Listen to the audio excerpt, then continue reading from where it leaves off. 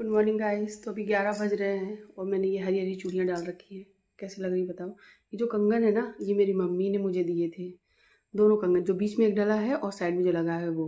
और ये चूड़ियाँ तो मैंने यहीं बाजार से खरीदी थी। ये देखो मेरी चोट कितनी गहरी है ना, बहुत दर्द होती है। और गाइस ये देखो, ये मैंने ये सूट से मैचिंग का ये इयररिंग्स भी डाला हुआ है। कैसा लग रहा है बताओ, ये मंगलसूत्र। सो गाइस दूध वाले भैया आ गए थे, तभी मैं चली गई थी बाहर गेट खोलने। 11 साढ़े 11 बजे या करीबन 12 बजे ऐसे ही आ जाते हैं वो। यही उनका कुछ टाइमिंग है। कभी जल्दी आ जाते हैं, कभी थोड़ा लेट आते हैं। ये कुछ सामान रखा है जो मेरे हस्बैंड कल लेकर आए थे शाम को। मेरी फेवरेट नमकीन, जो मतलब सादा है बिल्कुल, भुजिया, आलू भुजिया जो होती है ना वो, उसमें तभी थोड़ा बहुत मसाला होता है। ये सिर्फ इसमें नमक डाला होता है, सादा सेव है। ये मुझे बहुत अच्छे लगते हैं। और ये ज़ीरा का पैकेट, हमारे यहाँ इसे ज़ीरा बोलते हैं, मैं बोलती हूँ ज़ीरा, हमारे यहाँ बोलते भी हैं ज़ीरा इसको। बहुत से लोग इसे फैन बोलते होंगे, क्या बोलते हो आप लोग बताओ। इस तरीके के होते हैं। और ये हैं टोस्ट, कुछ लोग इन्हें फैन बोलते हैं, बट ये हम लोग टोस्ट बोलते हैं। टोस्ट है ये। 2 टाइप के लाए हैं, ये बड़े लाए थे, एक ही छोटे लाए थे। तो मैंने शाम को जब सब्जी वगैरह भी निकाली थी ना, तो मैंने यही रख दिया था। कभी खुले नहीं है, किसी ने नहीं खाए, ब्रेड खा ली थी सबने। और आज सुबह आलू के पराठे बनाए थे, तो बच्चे लेके चले गए, हस्बैंड चले गए। आज बच्चों के स्कूल में मैंगो डे है सेलिब्रेशन। हर शनिवार को आध्या उदक्ष के स्कूल में वो रहता है एक्टिविटीज डे। और हर सैटरडे को ये जल्दी भी आ जाते हैं, तो हो सकता है 1 बजे तक आ जाए, 12:30 1 बजे तक आ जाए घर। एक दिन मैं भूल गई थी कि शनिवार है आज, और बच्चे जल्दी आ गए। मेरे को अच्छी दिन कैसे आ गए। मैं गई गेट खोला, हमने इतनी कैसे बोला सैटरडे है आज जल्दी ही होता है। मैं हाँ यार, मैं भूल ही गई। सो गाइस मैंने ये ग्रीन कलर का सूट पहना हुआ है, कैसा लग रहा बताओ। एक्चुअली मैं शूट कर रही थी इस सूट का वीडियो, इसलिए मैंने ये डाला। तो मैंने चूड़ियाँ वगैरह सब कुछ डाल देते हैं, तो ये सूट थोड़ा लुक अच्छा आएगा आप लोगों को दिखाने में। कैसा लग रहा है बताओ। दूध उबल रहा है और मैं अपने लिए आलू के पराठे बना लूँ। ये भूख लगाई है, काफ़ी देर हो गई है। बारिश हुई है, मौसम बहुत अच्छा है, ठंडा ठंडा सा। लेकिन बारिश जब चली जाती है ना, तो धूप निकलती है, वो बहुत दिक्कत कर रही है। तो इस टाइम धूप निकल आई है, तो वो उमस कर रही है बहुत। लाइट एज यूजल गायब, शाम को 5 बजे आएगी। हो सकता है कि 1-2 बजे दे भी दे, थोड़ी देर के लिए, आधा घंटे के लिए, नहीं तो नहीं। हाँ गाइज, ये गांव का है एरिया, इस वजह से लाइट हमको नहीं मिलती है। एक लोगों ने मुझसे बोला कि दीदी वो तो कटौती में, क्या आप गांव में ही रहती हो, इस वजह से आपको लाइट ऐसे ही मिलेगी। गाइज ऐसा नहीं होता है। मेरे मामा का घर जो है वो भी गांव में है, छतरसा, झिंझक तो भी शहर है, छतरसा तो भद्दर देहात गाँव है। वहाँ पर 24 घंटे लाइट आती है। 24 घंटे ना कहूँ तो 23 घंटे तो देते ही देते हैं। मैं खुद वहाँ पर रही हूँ जब जाती थी तब, और अब तो और ज़्यादा इम्प्रूवमेंट हुआ होगा।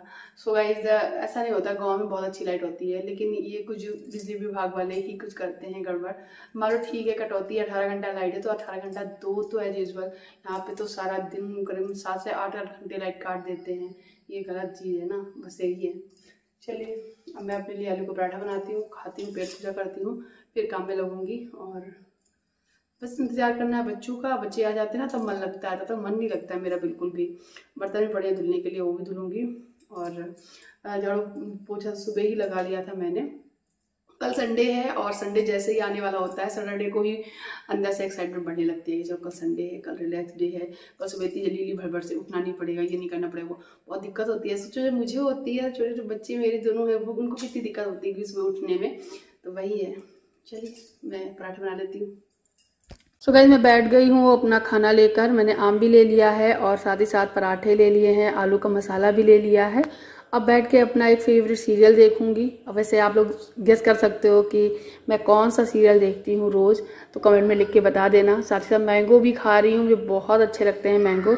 ये टाइम जो होता है बिल्कुल अकेली होती हूँ मैं घर पे, ना ही मेरे बच्चे हैं, ना ही मेरे पति हैं, और तो कोई है ही नहीं मेरे यहाँ पर साथ में। तो बिल्कुल अकेले हूँ मैं, और ये टाइम मुझे बहुत बुरा लगता है। कभी कभी एक पल के लिए मैं रो भी देती हूँ, लेकिन इस बात से मैं बहुत ज़्यादा खुश हूँ कि मैं अब अपने लिए जी रही हूँ बहुत ही अच्छे तरीके से।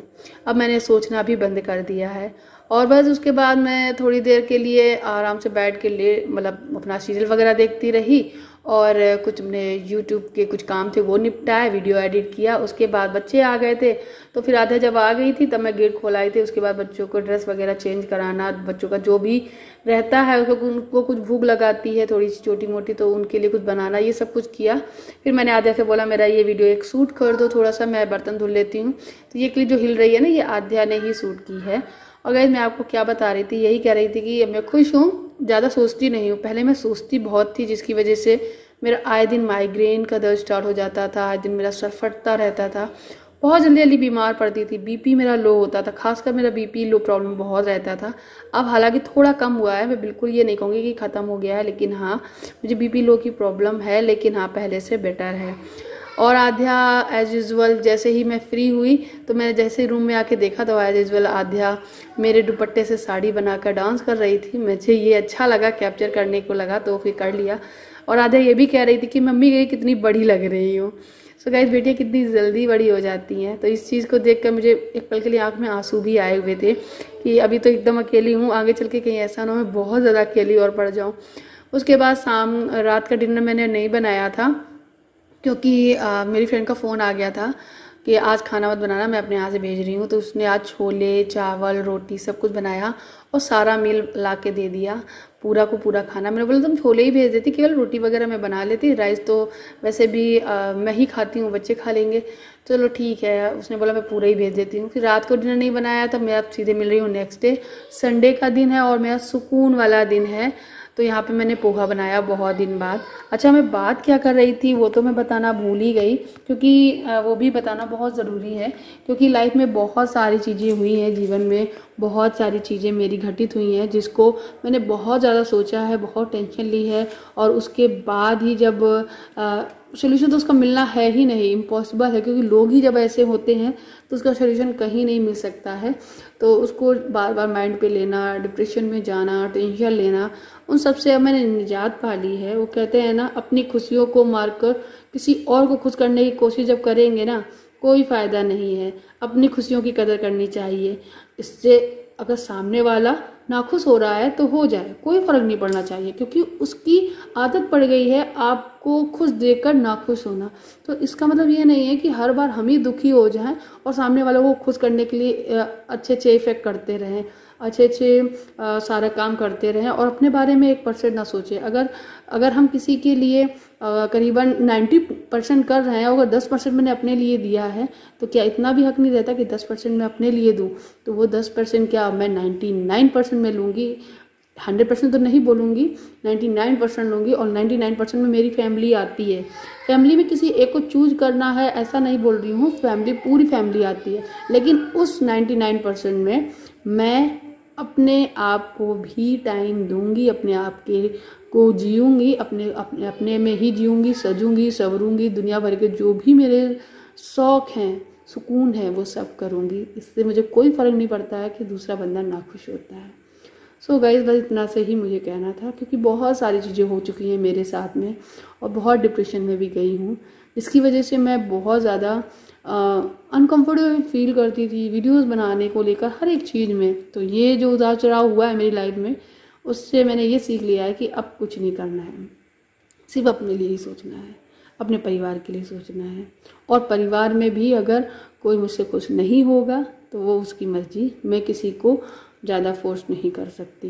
गाइस पोहा तो खा लिया था, तो ये जो आलू की बास्केट है, ये बास्केट वाकई में बहुत अच्छी है। इसकी चारों तरफ से एयर आती है तो हवा लगती है तो सब्जी खराब नहीं होती है।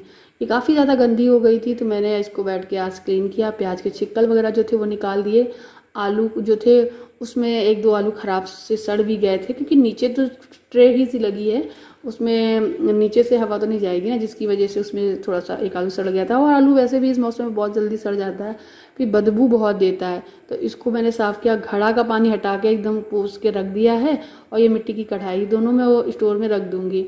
और गाइस ऊपर एक मैट बिछा रखी है, जो मेरी किचन की कैबिनेट है उसमें जो बिछाई है ना मैट, वही बची हुई थी टुकड़े, तो मैंने उनको जोड़ के बिछा दिया है।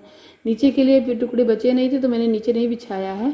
और इससे क्या होता है, अच्छे से क्लीनिंग मैं कर दे रही हूँ, लेकिन मैं इसके लिए भी कुछ लूँगी ताकि सही रहे। और सारा सब कुछ लगाने के बाद मैं चली गई थी शाम को रेस्टोरेंट, क्योंकि बच्चों को लगी थी थोड़ी सी चटपटी वाली भूख, बोल रहे थे मुझे नूडल्स खाने हैं, तो बच्चों को नूडल्स खिलाने केवल लेके गई थी। उसके बाद घर आके खाना वगैरह बनाया, सारा काम निपटाया। फिर नेक्स्ट डे से स्कूल तो बच्चों को भेजना ही है, इस वजह से मुझे उनकी ड्रेस भी प्रेस करनी थी।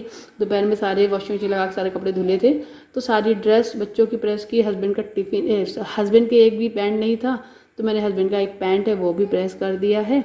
उससे क्या होगा, सुबह वो आसानी से अपना स्कूल जाएंगे उसको पहन के।